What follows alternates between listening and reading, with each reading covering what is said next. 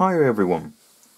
Right, we're finding it harder and harder to get our paint supplies and our glues and our flocks and stuff like that at the moment. So I'm going to do a small series on what to do with Sprue, because everybody has Sprue, right? Everybody has Sprue. Probably chuck loads of this stuff away, and I thought I'd do a small video on what you could do with Sprue. So in this particular video, what am I doing? Well, I'm making your bases look a bit jazzier. Just something a bit eye-catching, something a bit different. It's crystals. So I'm going to make some crystals like I've done in our game Outlands. So the spice crystals you can collect in the game. Now, I've made crystals in different ways in the past. I've bought little gems online and things like that. Obviously we can't do that at the moment. And I have made some out of sprues. So, what to do with Sprue? I'll just clip some out with some trusty clippers, and I will show you what you can do. So, you can cover your whole base if you want with crystals, but I like to put the occasional crystal on my bases. So if I had an army and I had a unit of 10 guys, for example, I'll do a couple bases with crystals. But if you really want to do crystal heavy board or bases, things like that, that would be really cool to see. And feel free to put your pictures up on our community page, House of Chaos community page. So I'm going to trim off all the ugly little knobbly bits. And it's always best to use side cutters before you use a sharp knife. And you've noticed a nice safety mat, because I will lop parts of my anatomy off with a knife. That's why you should get adults to help you. I need an adult to help me at all times. So I'm going to get rid of any of the knobbly bits and start making crystal type shapes. So crystals generally have a pointy tip. Now they don't have to have a pointy tip, it's totally up to you. Start cutting them downwards, away from you preferably. And there's no real pattern with this, just do it whatever you think looks cool.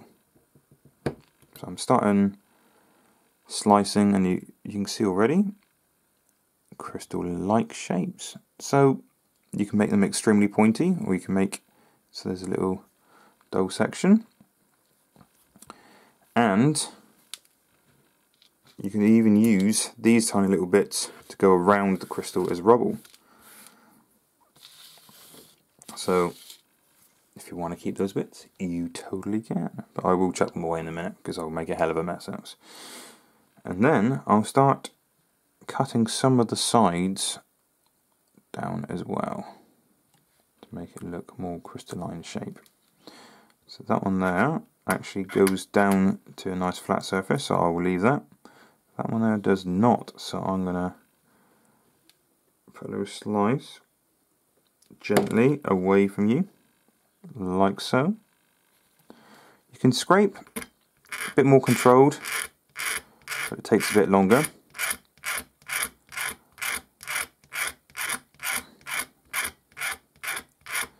So that gave me a small flat edge there.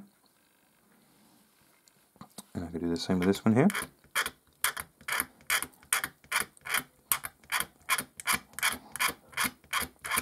So as long as the edges are relatively flat, it will give a crystalline shape.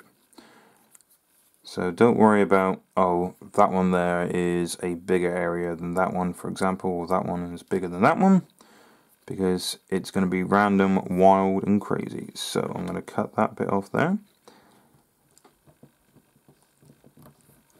with a relatively sharp knife, but gently pushing down. I'm not going to put all my weight in and stab it, because I know full well that something's going to go wrong.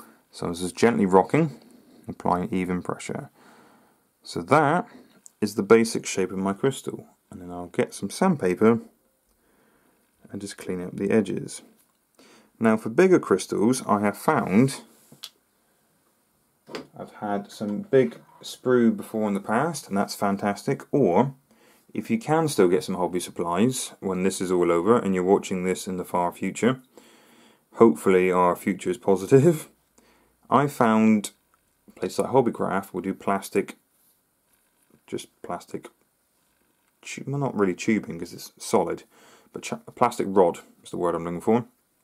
And I have made some bigger crystals here, all ready to cut off. And for outlands, I normally put 5 or 6 of these on one base, cut them at weird angles, so not perfectly upright like this. Glue them to a washer or something like that, and I can use them as a terrain marker for outlands. But this is the video on Sprue, so we've got smaller ones. This is more sensible, so for your things like AOS or 40k, that's more sensible for a base. That would be a very large base size, I would imagine. You imagine that's probably thicker than a Space Marine's leg. So that's probably not what you want. So I'm going to clean this up with some sandpaper, make the edges nice and perfectly smooth. So the smoothest sandpaper as possible, or a piece of wet and dry paper if you have any, and I'll come back in a second. Okay, so once you've sanded your crystal down, I'm sticking it to this base just to show you how I paint them, but you could paint them and then stick them to a base because it's easier to get all the way around. Or if you do your bases before you put your model on, that's always preferable as well. But just for ease, I'm sticking this large crystal to this large base, just because it's easier for me to hold. There you go. So this is one way of painting it. This is quite simple. If you've got a lot of crystals to rip through, this is quite a quick way of doing it. So give your paint a bit of a shake, and for this I like to go for a little bit of Thousand Suns blue. Some nice traitor colour there. So it's quite a striking colour. But you know, you can go with some nice, really bright airbrushes if you want to. Now, with a white base, because I've painted this white crystal, believe it or not, I've actually painted white. I'm going to wet my brush a little bit, get a little bit of my Thousand Suns blue, and it's quite a nice colour, but I don't want to do it a solid colour, you see. So you could use a little bit of airbrush thinner at this stage, or maybe a bit of flow improver, totally up to you. Just to break it down a little bit. So I'm going to put that a little bit there. And turn it into a bit of a glaze. So you could use washes if you want to, that's totally fine.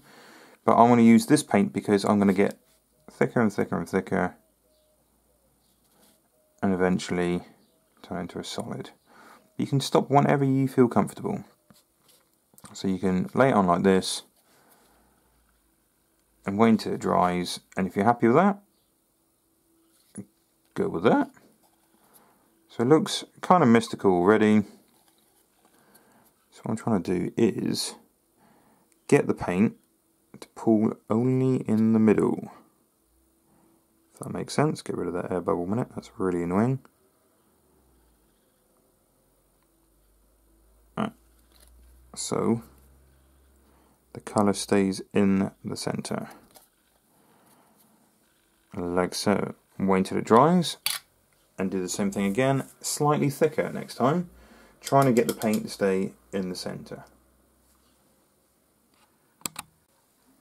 So same thing again, it's possibly a bit too thick, so somewhere in between. Well, it's too thick for me, but if you like that kind of opaqueness, that's totally fine. So the idea of staying towards the centre, not the edges, is, notice there you've got white lines, and that's fantastic because that shows that there's light on the edges of the crystal. But once dry, I like to touch those lines up. Anyway, so that's the kind of effect I'm going with. Like so. And you can be as striking as you like, but I like, so it looks a little bit like it's opaque, it's clear. And you can go crazy with the colours. You know, you can go pinks, greens, whatever you want. Really fluorescent colours, fantastic. Go as high fantasy as you like.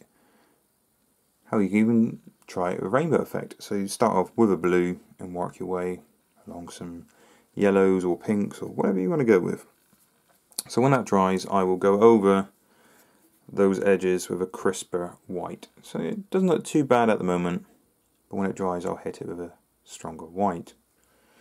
Of course, the other way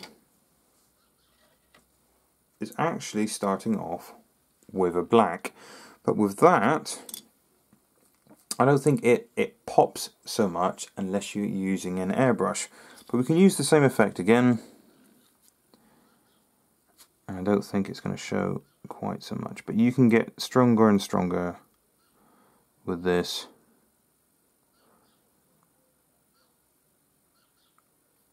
You can even use one side of the crystal, you can start off going up.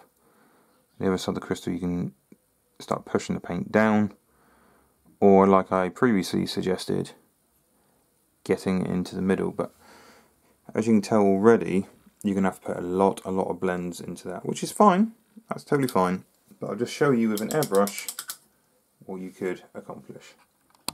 So with the same colour blue, I've just put a little bit in a bowl with a little bit of the flow enhancer, flow improver. I'm going to thin it out as much as I can. So what I'm going to do is make the bottom dark and the top light. So I'm going to start off with the top, as gentle as I can. Just that little one.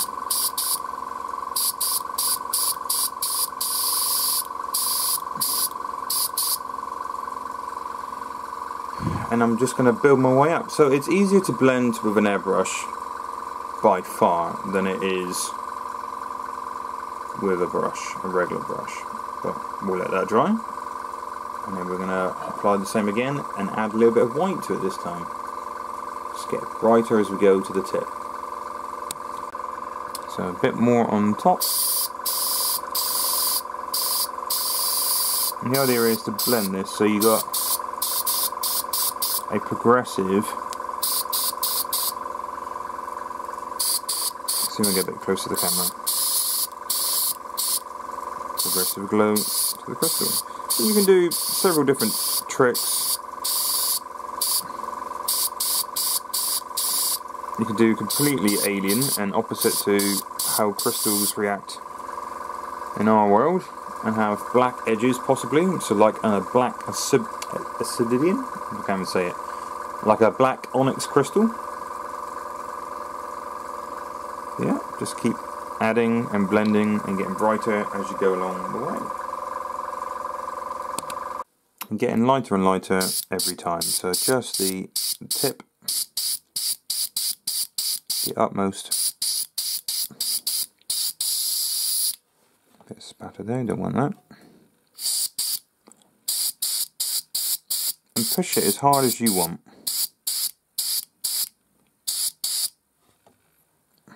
I don't want to go much brighter than that. And then I'll start doing my edge highlights. And whatever way you decide to do, be it with an airbrush using a black base, or maybe even using a white base, or even using a regular brush on a white base. It's totally up to you, but that's two ways of doing it. White base or black base. I suppose there's four ways of doing it. With an airbrush, without an airbrush. I like to edge highlight with a bit of white, get a bit of flow improver there, and thin the white and make it as smooth as possible. Get a nice tip on your brush, just wipe off the excess on my thumb. And I just get as tidy as I can, using mainly the side of the brush for this. Just like so. Just only on the edges. So whatever crazy edges you decided to carve, like so. So if that floats your boat, that's fine. And with this one, I will probably use a little bit of the blue in with the white. but still keep it nice and thin. So get as much off on the brush as you can. So it's slightly opaque with the thinner.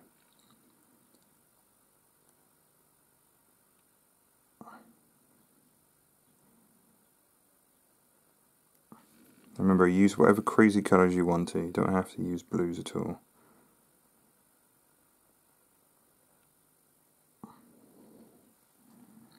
Just try to keep the edge highlights as tight as possible. Nice and crisp. All the way along.